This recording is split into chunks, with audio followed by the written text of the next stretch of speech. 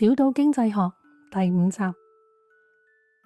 第17章，焦點轉移到歐債危機爆發，令美國又逃過一劫。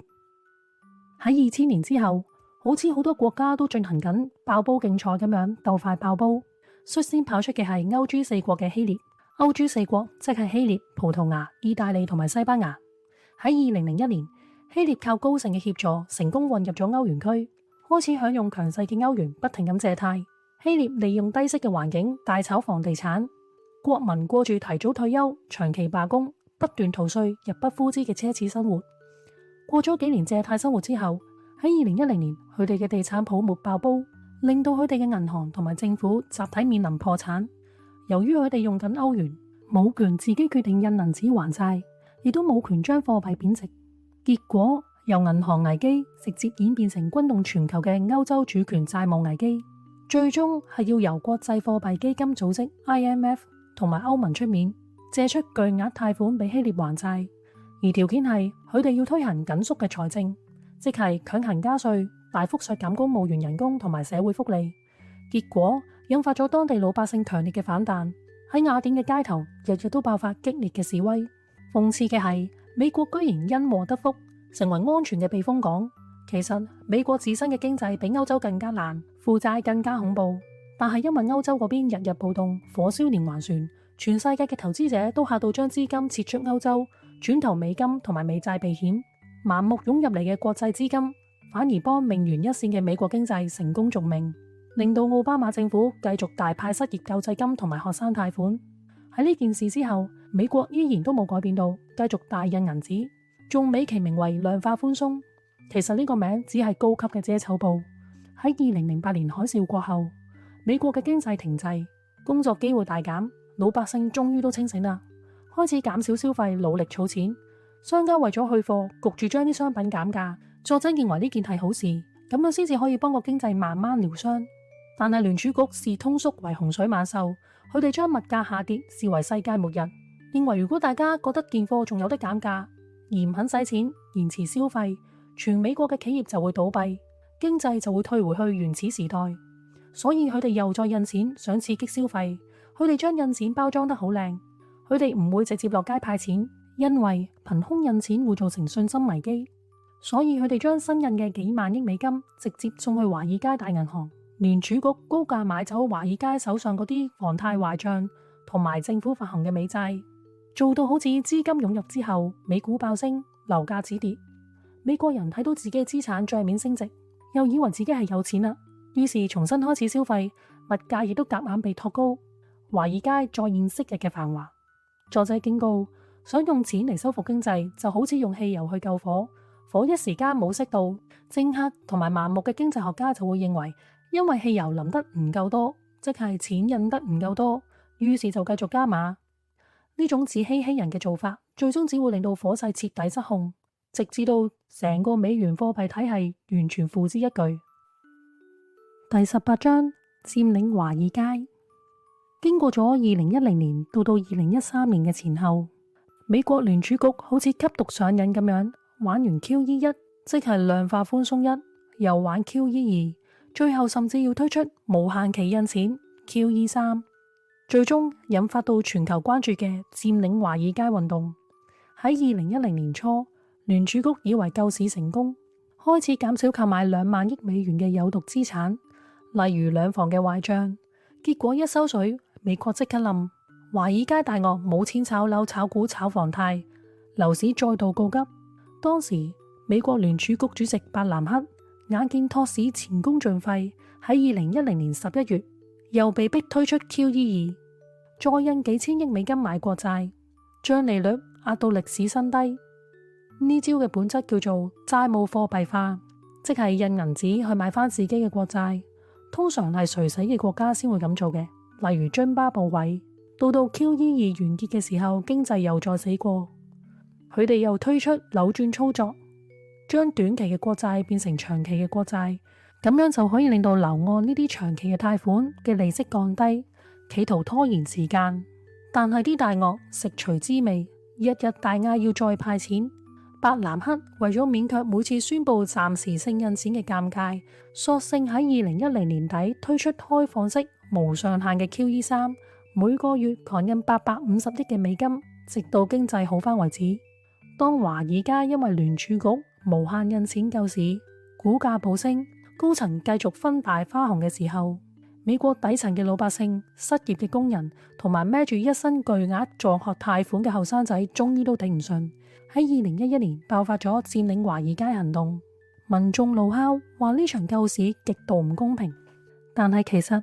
群眾憤怒嘅矛頭其實係指錯咗嘅。華爾街嘅大鱷固之然係貪，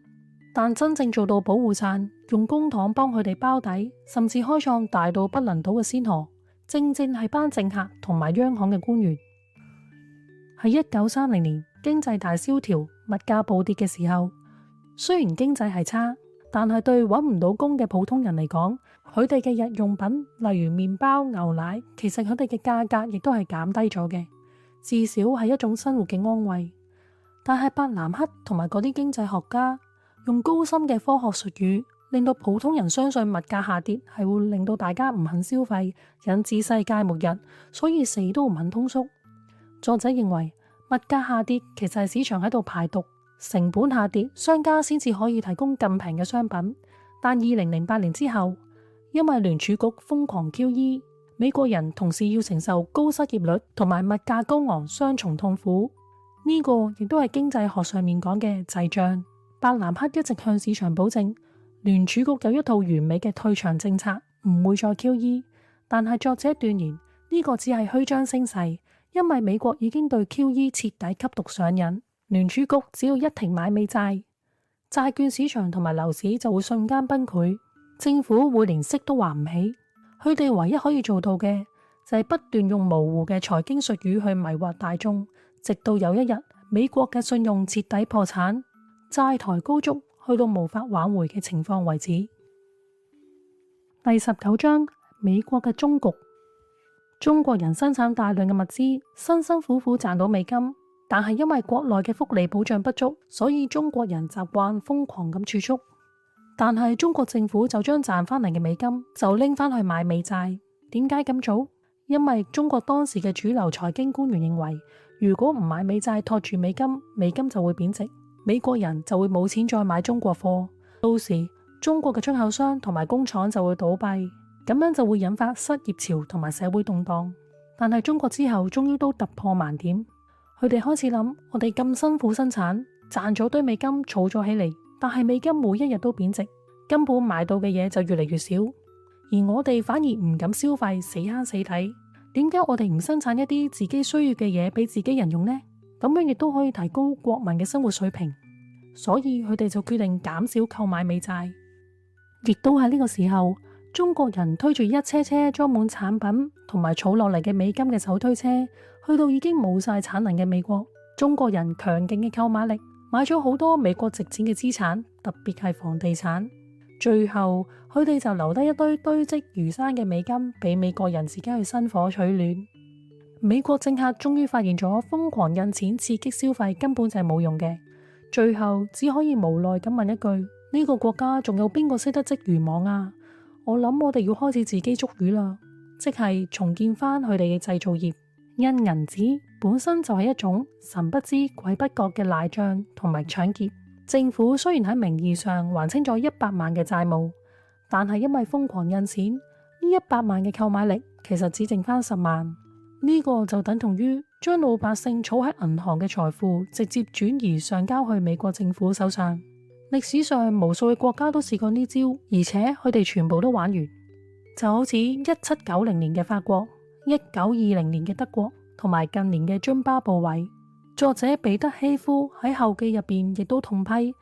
自從2002年.com 泡沫開始，小布殊、格林斯潘、伯南克到奧巴馬，全部都一錯再錯，甚至誤判咗2008年嘅金融海嘯嘅起因。佢哋以為呢啲都係缺乏監管，係資本主義嘅失敗，但作者認為係政府操控超低利率，瘋狂為爛賬擔保，消除咗市場嘅恐懼，鼓勵人借大錢買樓，先至會吹大咗個房產泡沫。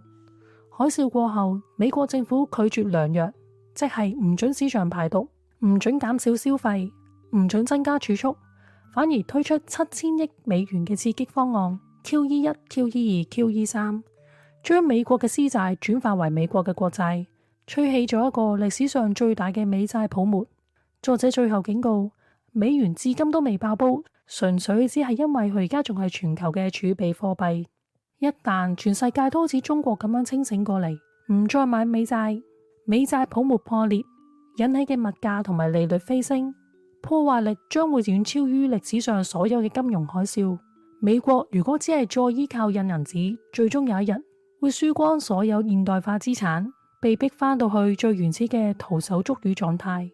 呢個就係呢本書嘅撮要同埋解釋。但係因為呢本書係2010年出版嘅，作者彼得希夫用當時嘅數據做咗一個極度悲觀嘅末日預言。但係歷史有趣之處就係在於現實世界裏邊，往往都會有啲連頂級經濟學家都估唔到嘅黑科技同埋新紅利出現，幫美國續咗16年嘅命。喺呢16年裏邊，美國經濟發生咗啲改變，例如頁岩油嘅生產同埋 AI 嘅發展。以前美國仲係一個極度依賴進口原油嘅國家，每年都要送好多美金俾中東油王。但係後來美國嘅鑽探技術有所突破，將地底深處以前掘唔到嘅頁岩油瘋狂咁抽出嚟。到咗2018年之後，美國竟然超越咗沙地阿拉伯同埋俄羅斯，變成全球嘅最大原油生產國。去到2018年之後，美國就可以自給自足原油，唔需要再拎大額美金去同其他國家買。以前美國嘅貿易逆差咁大，其中一個原因係因為要買油。而家美國唔單止可以自給自足，仲可以反過嚟出口石油氣同埋天然氣。呢一個真金白銀嘅實體財富撐住咗美金嘅底氣。而且近年 AI 面世之後，全球進入咗 AI 狂潮，無論係做晶片定係做大型語言模型、雲端運算，全部清一色都係美國公司。全球無論係中國、歐洲甚至係中東，想玩 AI 嘅就要乖乖地咁俾 AI 稅，俾呢幾間美國嘅科技巨頭。呢啲都為美國帶嚟咗天文數字嘅資本流入。全世界嘅熱錢為咗炒 AI 股票，瘋狂將佢哋嘅貨幣轉換成美金買美股。呢個強勁嘅金融需求直接對沖咗美國政府亂印銀紙嘅副作用，令到美金保持咗強勢。